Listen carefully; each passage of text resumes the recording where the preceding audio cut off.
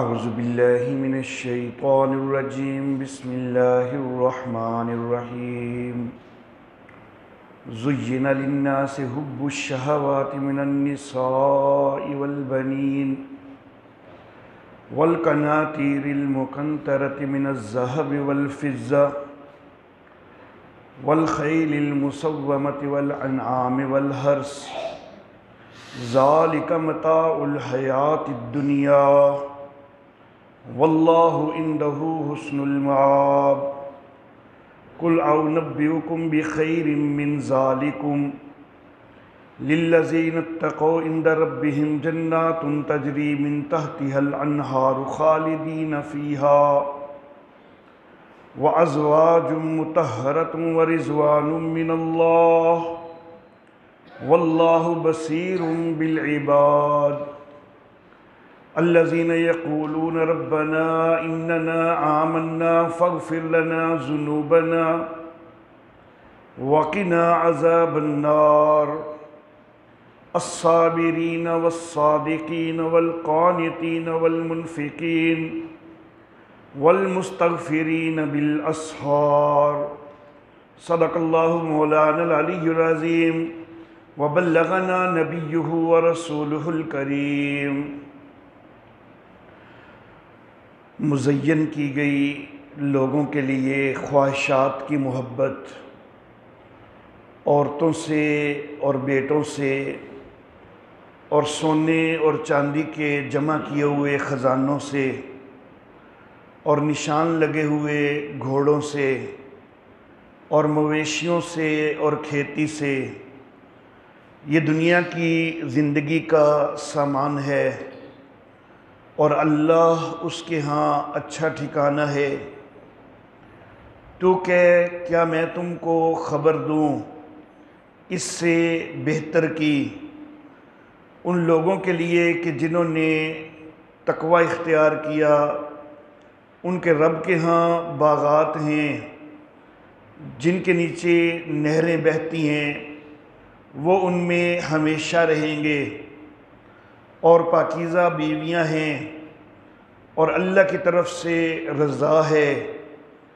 اور اللہ اپنے بندوں کو دیکھنے والا ہے۔ وہ کہ جو یہ کہتے ہیں کہ اے ہمارے رب، بے شک ہم نے ایمان قبول کیا، پس ہمارے لیے ہمارے گناہ بخش دے اور ہم کو جہنم کے عذاب سے بچا۔ جو صبر کرنے والے ہیں، سچ بولنے والے ہیں، فرما برداری کرنے والے ہیں، خرچ کرنے والے ہیں، سحریوں کے وقت استغفار کرنے والے ہیں۔ محترم احباب، گزشتہ درس میں جن آیات مبارکہ کے حوالہ سے گفتگو ہوئی، ان میں اللہ رب العزت نے کفار کے لیے تخویف دنیاوی بھی ذکر کی اور تخویف اخروی بھی ذکر کی۔ تخویف دنیاوی کا نمونہ جو کہ کفار کی مغلوبیت کا نمونہ ہے غزوہ بدر کی صورت میں، اس کا بھی اللہ رب العزت نے تذکرہ فرمایا۔ اب آج کے درس کے لیے جو آیات مبارکہ تلاوت کی گئی ہیں،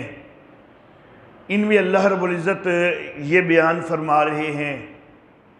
کہ جب کافروں کے لیے تخویف بھی آ رہی ہے، دنیا کے اندر انہوں نے اپنی مغلوبیت کا نمونہ بھی دیکھا ہے، دنیاوی تخویف بھی ان کے لیے آئی ہے، اخروی تخویف بھی آئی ہے، اس سب کے باوجود اگر کفر کے اوپر ہی قائم ہیں تو کیوں قائم ہیں؟ ایمان کیوں نہیں قبول کرتے؟ اس کی وجہ کیا ہے؟ تو وجہ یہ ہے کہ ان کے لیے خواہشات کی محبت مزین کی گئی ہے۔ وہ خواہشات کی محبت خواتین کی محبت کی صورت میں ہے، بیٹوں کی محبت کی صورت میں ہے، سونے اور چاندی کے جمع کیے ہوئے خزانوں کی محبت کی صورت میں ہے، نشان زدہ گھوڑوں کی محبت کی صورت میں ہے، مویشیوں کی محبت کی صورت میں ہے، کھیتی کی محبت کی صورت میں ہے۔ یہ محبتیں ہیں جو کہ انسان کے دل میں آگے بڑھ جاتی ہیں اور انسان انہی کے اندر کھو کے رہ جاتا ہے اور اپنی آخرت کو بھلا بیٹھتا ہے، تو یہ چیزیں جو ہیں اس کی محبت اس کے دل میں مزین ہوئی ہے، ان کی طرف توجہ زیادہ ہو جاتی ہے، آخرت کی طرف توجہ نہیں رہتی۔ یہ جو چیزیں اللہ رب العزت نے یہاں پر ذکر فرمائی ہیں، تو ان چیزوں کا ہونا یا ان سے محبت ہونا یہ شریعت میں کوئی ممنوع بھی نہیں ہے۔ یہ نہیں ہے کہ شریعت نے ان کے اوپر پابندی لگا دی ہو، ایسا کچھ نہیں ہے۔ لیکن بہرحال شریعت نے سارے معاملات کو کچھ حدود کے اندر مقید ضرور کیا ہے۔ خواتین کی محبت بیوی کی شکل میں محبت ہے، جائز ہے، اور صرف محبت کا یہی انداز نہیں ہوتا کہ جو میاں بیوی کا ہے، ماں بیٹا ہے تو ان کی بھی تو آپس میں ایک محبت ہوتی ہے، بہن بھائی ہیں ان کی بھی آپس میں ایک محبت ہوتی ہے، باپ بیٹی ہے ان کی بھی آپس میں محبت ہوتی ہے۔ تو خواتین کے ساتھ محبت حرام نہیں ہے، بیوی کی شکل میں یا دیگر رشتے کی شکل میں، ماں بہن بیٹی کے حوالہ سے جس طرح کی محبت کا تقاضا ہے تو وہ محبت جائز محبت ہے، اس میں کوئی حرج نہیں ہے۔ لیکن دوسری طرف اگر غیر محرم عورتوں سے ناجائز تعلقات استوار کرنے والی محبت ہو تو یہ ناجائز محبت ہے۔ تو شریعت اسلامیہ نے خواتین سے محبت اس کو بالکل حرام نہیں کہہ دیا، منع نہیں کہہ دیا، لیکن اس کو پابند کیا ہے حدود کے اندر۔ بیٹوں کی محبت جائز محبت ہے، لیکن اس وقت تک جائز ہے کہ جس وقت تک بیٹے کی محبت، بیٹوں کی محبت وہ انسان کو شعائر اسلام سے ہٹانے والی نہ بن جائے۔ جس وقت بیٹوں کی محبت اتنی غالب آ جائے کہ انسان ان کی محبت کی وجہ سے شعائر اسلام سے غافل ہونا شروع ہو جائے تو یہ محبت ناجائز محبت ہو جائے گی۔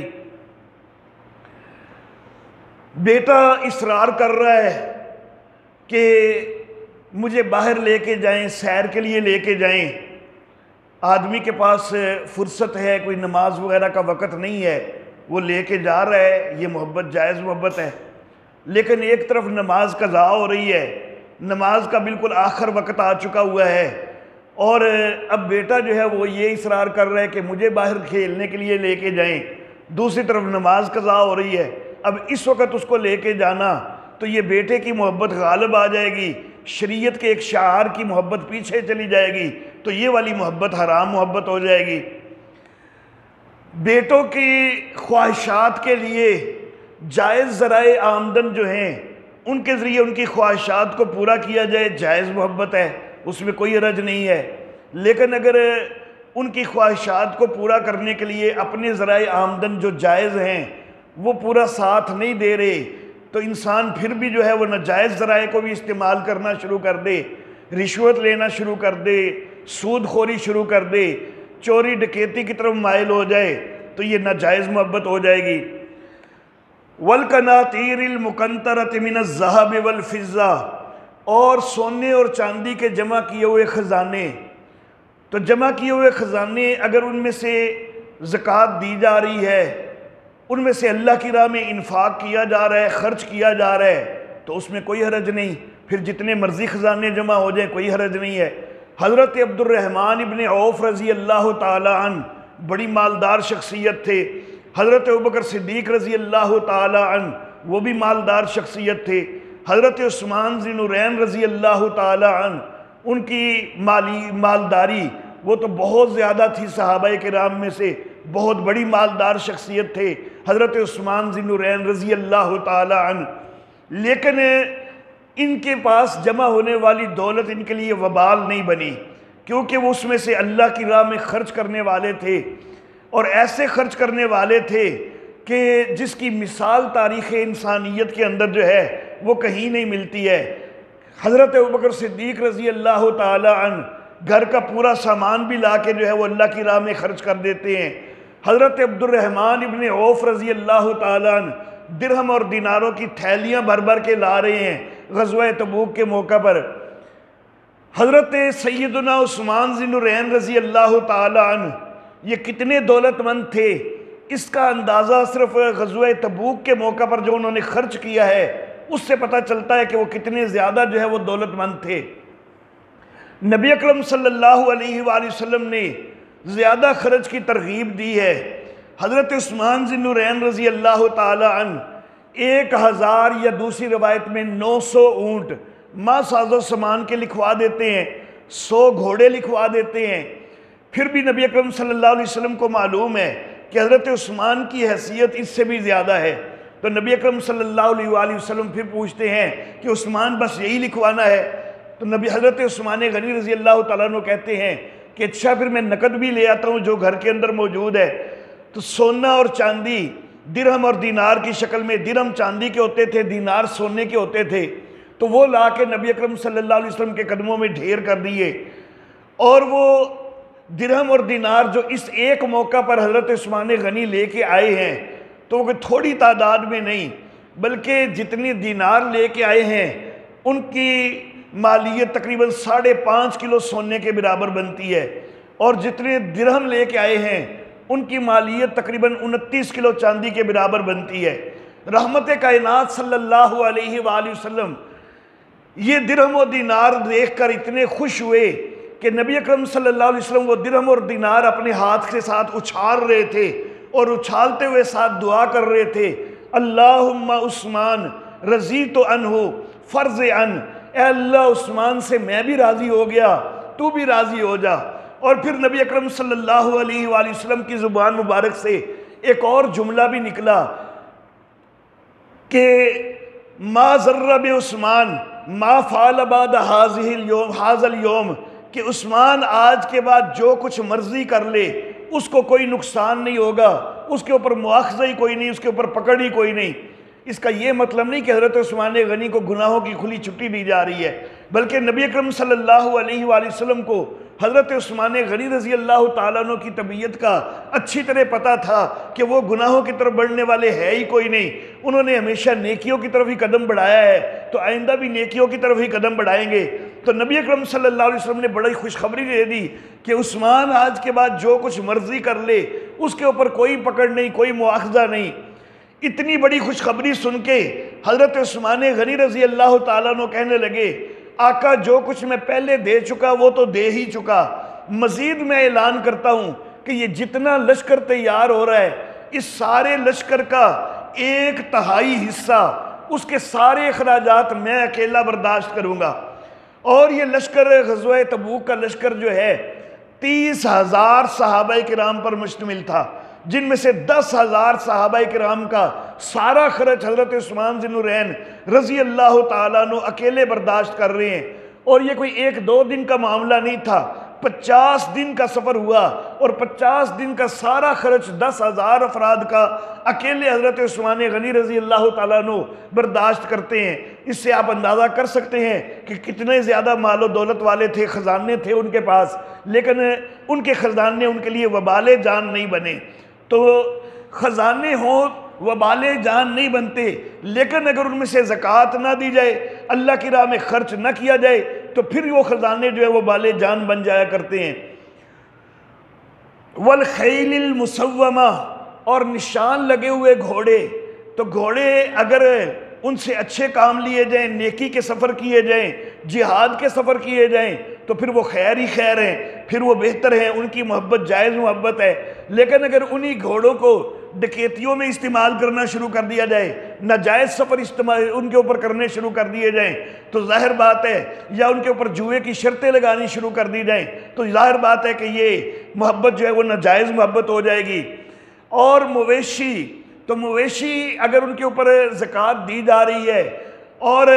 زکوٰۃ کے علاوہ بھی انفاق کیا جا رہا ہے، اللہ کی راہ میں خرچ کیا جا رہا ہے، غریبوں کی مدد کی جا رہی ہے، تو وہ خیر ہی خیر ہے، بھلائی ہی بھلائی ہے، یہ محبت جائز محبت رہے گی۔ لیکن اگر مویشی تو پالے ہوئے ہیں لیکن زکوٰۃ تک بھی ان سے اوپر ادا نہیں کی جا رہی، اتنا بخل ساتھ موجود ہے، تو پھر وہ وبال جان بن جائیں گے، پھر یہ محبت ناجائز محبت ہو جائے گی۔ کھیتیوں کی محبت جائز ہے جبکہ اس میں سے عشر دے دیا جائے، عشر نکال کے، اور مزید بھی اگر اللہ کی راہ میں خرچ کیا جائے تو اور زیادہ بہتر ہو جائے گا، تو یہ محبت جائز ہو جائے گی۔ لیکن اگر عشر تک بھی نہیں نکالا جا رہا تو یہ ناجائز محبت ہو جائے گی۔ قُلْ أَوْنَبِّئُكُمْ بِخَيْرٍ مِّن ذَلِكَ، اچھا ذَلِكَ مَتَاعُ الْحَیَاةِ الدُّنْیَا، اللہ فرماتے ہیں یہ چیزیں جو ہیں، ان کی محبتیں جو ہیں، یہ لوگوں کے دلوں میں مزین ہو جاتی ہیں، اس لیے آخرت ان کو بھولتی ہے، کفر کے اوپر وہ قائم رہ جاتے ہیں، حالانکہ یہ تو دنیا کی زندگی کا سامان ہے۔ وَاللَّهُ عِندَهُ حُسْنُ الْمَآبِ، اور جو اللہ کے ہاں ہے تو وہ بہتر ٹھکانہ ہے۔ لوگوں کو کوشش تو اس کے لیے کرنی چاہیے، نہ کہ دنیا کی محبتیں اس آخرت سے آگے بڑھنے لگ جائیں۔ قُلْ، اے نبی آپ کہیے، اَوْنَبِّئُكُمْ بِخَيْرٍ مِّن ذَلِكُمْ، کیا میں تم کو خبر دوں اس سے بہتر کی، لِلَّذِينَ اتَّقَوْا، وہ لوگ کہ جنہوں نے ڈر رکھا، جن کے دل میں تقوی موجود ہے، ان کے لیے عند ربہم جنات تجری من تحتہا الانہار، ان کے رب کے ہاں باغات ہیں جن کے نیچے نہریں بہتی ہیں، خالدین فیہا، ان باغات کے اندر ہمیشہ ہمیشہ رہیں گے، وازواج مطہرہ، اور ان کے لیے پاکیزہ بیویاں بھی ہوں گی۔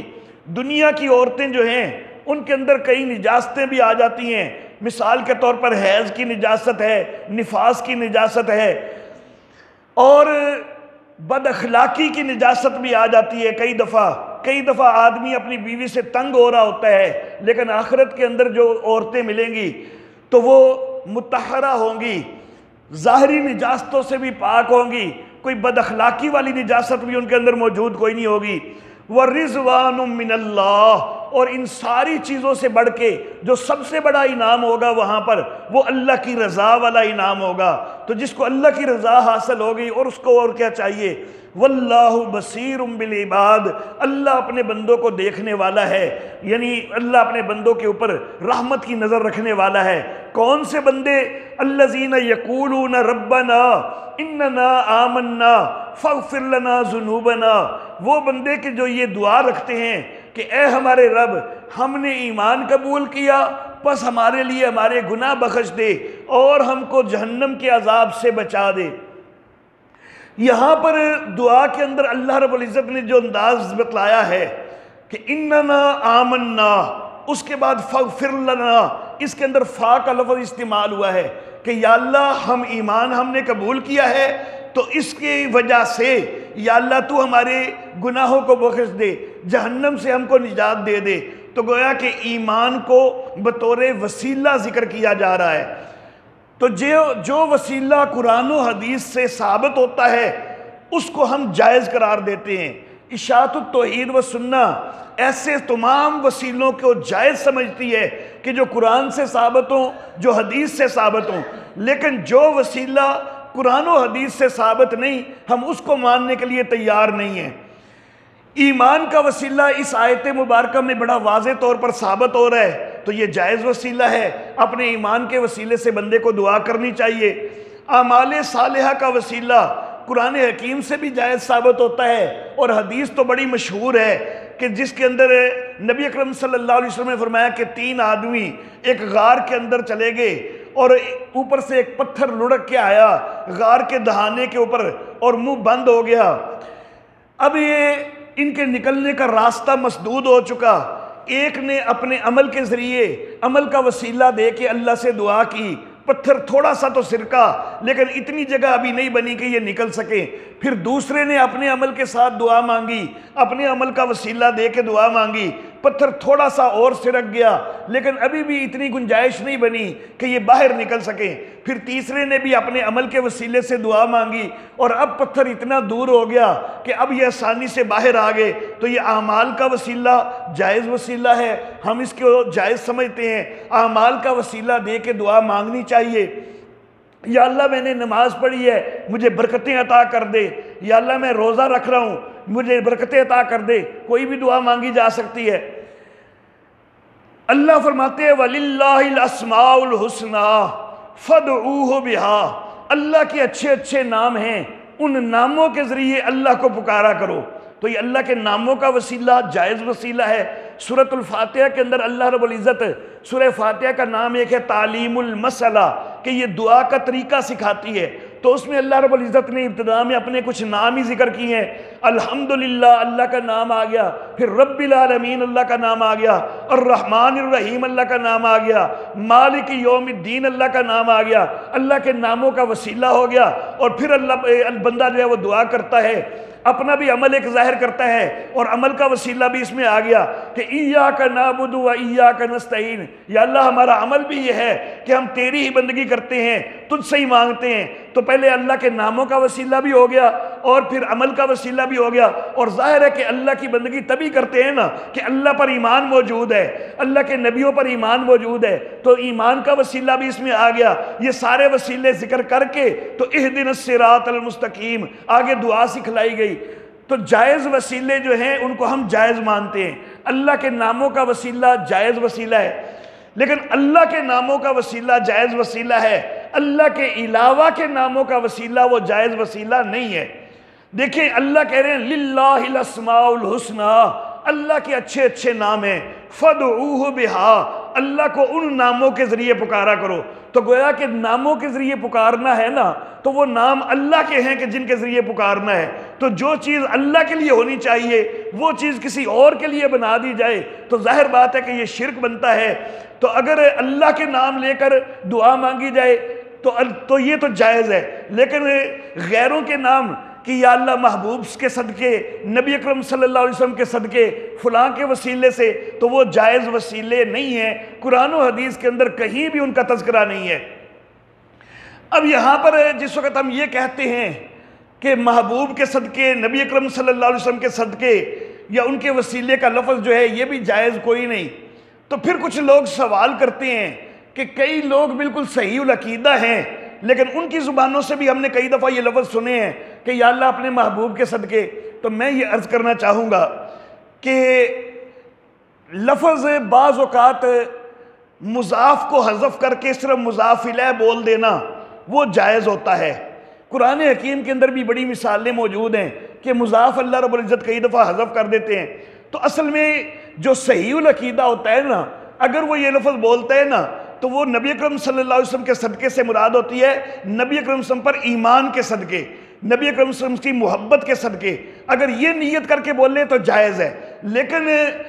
اگر اس کی نیت یہ نہیں ہے تو پھر بظاہر وہ صحیح العقیدہ بھی ہے نا تو پھر بھی غلط ہے، پھر اس کا عقیدہ درست نہیں ہے۔ اگر تو وہ لفظ بولتے ہیں، اول تو چاہیے یہی کہ واضح لفظ بولنے چاہیے تاکہ کسی کو غلط فہمی پیدا نہ ہو۔ تو نبی اکرم صلی اللہ علیہ وسلم کے صدقے کی بجائے نبی اکرم صلی اللہ علیہ وسلم کے اوپر ایمان کے صدقے کا لفظ بولنا چاہیے، نبی اکرم صلی اللہ علیہ وسلم کی محبت کے صدقے کا لفظ بولنا چاہیے کہ محبت جو ہے وہ ہمارا عمل ہے اور عمل کا جو ہے وسیلہ جائز ہے۔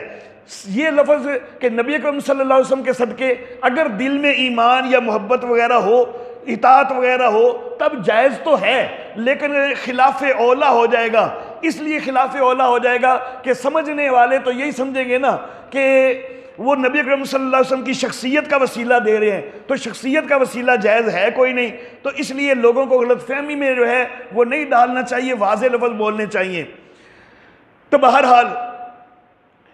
یہ وسیلے جائز وسیلے ہیں۔ درود شریف کا وسیلہ جائز وسیلہ ہے کہ دعا مانگتے ہوئے درود شریف پڑھا جائے، تو یہ جائز وسیلہ ہے۔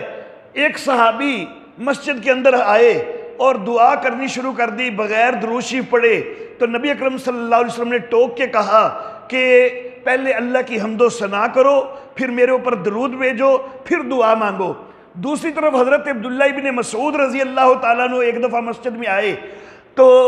انہوں نے یوں ہی دعا مانگی جو ترتیب نبی اکرم صلی اللہ علیہ وسلم نے بتلائی ہے، پہلے اللہ کی حمد و ثنا کی، پھر نبی اکرم صلی اللہ علیہ وسلم پر درود بھیجا اور پھر دعائیہ کلمات شروع کیے۔ تو نبی اکرم صلی اللہ علیہ وسلم نے ان کی تعریف کی کہ آپ نے اچھے انداز میں دعا مانگی ہے، آپ مانگیے اللہ عطا کرے گا۔ تو درود شریف کا وسیلہ جائز وسیلہ ہے، ہم اس کو مانتے ہیں۔ کسی بھی بزرگ سے دعا کروانا یہ بھی ایک وسیلہ ہے، جائز وسیلہ ہے جب تک کہ وہ بزرگ زندہ موجود ہے۔ یہ نہیں کہ اس کی قبر پہ جا کے گزارش کی جائے کہ ہمارے لیے دعا کیجئے، زندہ بزرگ ہے اس سے دعا کروانا جائز وسیلہ ہے۔ نبی اکرم صلی اللہ علیہ وآلہ وسلم سے صحابہ کرام رضوان اللہ علیہم اجمعین وہ کئی دعائیں کرواتے رہے ہیں۔ حضرت عمر فاروق رضی اللہ تعالیٰ عنہ کے دور میں قحط پڑ گیا، بارش نہیں ہو رہی تھی، حضرت عمر فاروق رضی اللہ تعالیٰ عنہ حضرت عباس رضی اللہ تعالیٰ عنہ کے پاس گئے جو کہ نبی اکرم صلی اللہ علیہ وسلم کے چچا ہیں، اور حضرت عباس سے حضرت عمر فاروق نے کہا کہ جب تک نبی اکرم صلی اللہ علیہ وآلہ وسلم زندہ تھے تو اگر بارش نہیں ہوتی تھی تو ہم نبی اکرم صلی اللہ علیہ وسلم سے گزارش کیا کرتے تھے کہ آپ بارش کے لیے دعا کریں، لیکن نبی اکرم صلی اللہ علیہ وسلم تو فوت ہو چکے، اب ان سے تو ہم کہہ نہیں سکتے، تو اس لیے ہم آپ کے پاس آئے ہیں کہ آپ دعا کیجئے۔ آپ نبی اکرم صلی اللہ علیہ وسلم کے چچا ہیں، ہمارے بزرگ ہیں، نیک انسان ہیں، آپ دعا کر دیجئے کہ اللہ بارش برسا دے۔ اب مدینہ کے اندر ہی موجود تھے حضرت عمر فاروق، اور نبی اکرم صلی اللہ علیہ وسلم کی قبر اطہر بھی تو مدینہ کے اندر ہی موجود تھی نا، تو اگر قبر کے اوپر جا کر دعا کی گزارش کرنا جائز ہوتی تو حضرت عمر فاروق حضرت عباس کے پاس جانے کی بجائے نبی اکرم صلی اللہ علیہ وسلم کی قبر پہ جاتے نا اور جا کے دعا کی درخواست کرتے، لیکن وہ حضرت عباس کے پاس گئے ہیں، اور باقاعدہ کہا بھی ہے کہ جب تک نبی اکرم صلی اللہ علیہ وسلم زندہ تھے ہم ان سے دعا کروایا کرتے تھے، اب وہ وفات پا چکے تو ہم آپ کے پاس آئے ہیں۔ تو زندہ بزرگ ہے تو اس سے دعا کروانا جائز وسیلہ ہے، اس میں کوئی حرج نہیں ہے، بلکہ اپنے سے چھوٹوں سے دعا کروانا وہ بھی جائز وسیلہ ہے۔ حضرت عمر فاروق رضی اللہ تعالیٰ عنہ عمرہ کے لیے جا رہے ہیں تو نبی اکرم صلی اللہ علیہ وسلم فرمایا کہ عمر عمرہ کے لیے جا رہے ہو تو وہاں پر میرے لیے بھی دعا کرنا۔ اب میرے آقا جو ہیں وہ خاتم النبیین ہیں، حضرت عمر فاروق کا درجہ وہ ایک صحابی کا درجہ ہے، نبی اکرم صلی اللہ علیہ وسلم سے کہیں چھوٹا درجہ ہے، لیکن نبی اکرم صلی اللہ علیہ وسلم ان سے کہہ رہے ہیں میرے لیے بھی دعا کرنا۔ بلکہ نبی اکرم صلی اللہ علیہ وسلم نے تو پوری امت سے بھی کہا کہ میرے اوپر درود بھیجا کرو، تو درود بھی تو دعا ہے، تو گویا کہ امت کے گناہگاروں تک سے بھی کہہ دیا نبی اکرم صلی اللہ علیہ وسلم نے، تو یہ دعا کا وسیلہ چھوٹوں سے بھی جو ہے وہ چھوٹوں سے دعا کروانا یہ بھی جائز ہے۔ آت محمد الوسیلہ کا لفظ نبی اکرم صلی اللہ علیہ وسلم نے کہا کہ دعا کے طور پر پڑھا کرو کہ یا اللہ جو جنت کے اندر ایک مقام ہے جس مقام کا نام مقام وسیلہ ہے، لوگ یہاں سے وسیلہ یہ جس میں شخصیات کا وسیلہ جو ہے نا وہ لوگ ثابت کرنا شروع کر دیتے ہیں، جس کی میں نفی کر رہا ہوں رد کر رہا ہوں، تو لوگ اس سے وہ ثابت کرنا شروع کرتے ہیں، حالانکہ نبی اکرم صلی اللہ علیہ وسلم نے خود فرمایا ہے کہ وہ جنت کے ایک مقام کا نام ہے اور اس کے لیے جو ہے وہ میرے لیے دعا کیا کرو کہ وہ مقام اللہ مجھے عطا کر دے۔ تو نبی اکرم صلی اللہ علیہ وسلم نے چھوٹوں سے بھی دعا کروائی ہے، لیکن قرآن و حدیث کے اندر کوئی دعا ایسی نہیں ملتی کہ جس کے اندر کسی شخصیت کا وسیلہ دیا گیا ہو۔ ایک من گھڑت روایت پیش کی جاتی ہے حضرت آدم علیہ الصلوۃ والتسلیمات کے حوالہ سے کہ انہوں نے جو ہے وہ نبی اکرم صلی اللہ علیہ وسلم کے نام کے وسیلہ سے دعا کی تو ان کی جو ہے وہ سختی معاف ہو گئی، حالانکہ قرآن حکیم نے حضرت آدم علیہ السلام کی دعا خود ذکر کی ہے کہ ربنا ظلمنا انفسنا وَإِن لَمْ تَغْفِرْ لَنَا وَتَرْحَمْنَا لَنَكُونَنَّ مِنَ الْخَاسِرِينَ۔ ایک طرف قرآن خود ان کی دعا ذکر کر رہا ہے اور ایک طرف ایک من گھڑت روایت وہ جو ہے وہ ایک لفظ ذکر کر رہی ہے، تو وہ من گھڑت روایت پر اعتماد نہیں کرنا بلکہ قرآن پر اعتماد کرنا ہے۔ تو قرآن و حدیث کے اندر کتنی دعائیں ذکر ہیں، نبی اکرم صلی اللہ علیہ وسلم نے کتنی دعائیں سکھلائی ہیں، لیکن کسی میں کسی شخصیت کا وسیلہ کوئی نہیں۔ اے ہمارے رب ہم ایمان لائے پس ہم کو ہمارے گناہ بخش دے اور ہم کو جہنم کے عذاب سے بچا دے۔ تو یہ لوگ ہیں کہ جن کو اللہ دیکھ رہا ہے رحمت کی نگاہ سے، وہ لوگ صبر کرنے والے ہیں، سچ بولنے والے ہیں، فرما برداری کرنے والے، اللہ کی بندگی کرنے والے ہیں، منفقین ہیں، اللہ کی راہ میں خرچ کرنے والے ہیں، انفاق کرنے والے ہیں، اور سحریوں کے وقت اٹھ کے استغفار کرنے والے ہیں۔ اللہ رب العزت ہمیں بھی ان لوگوں میں سے کر دے کہ جن کے متعلق اللہ فرماتے ہیں کہ واللہ بصیر بالعباد، اللہ اپنے بندوں کو دیکھتا ہے، یعنی رحمت کی نظر سے دیکھتا ہے۔ اللہ ہمارے اوپر بھی رحمت فرما دے۔ وآخر دعوانا ان الحمدللہ۔